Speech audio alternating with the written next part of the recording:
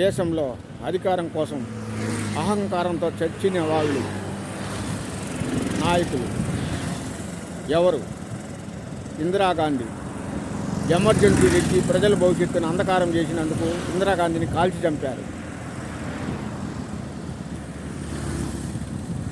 NT Ramarao అధికార దాహం కోసం ప్రజలను చొప్పు చూపిస్తే నాకు ఓటేస్తారన్నాడు,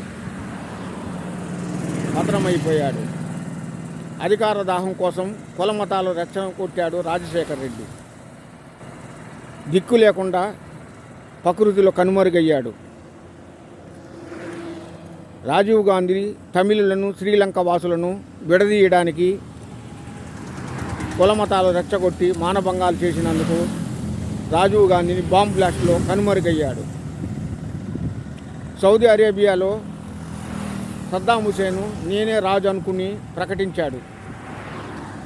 అయినా కానీ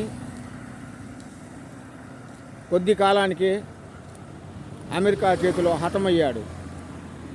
ఇప్పుడు దేశంలో పరిస్థితి అంధకారంలో బతుకుతున్న నియంత లిస్టులో ఉన్నాడు.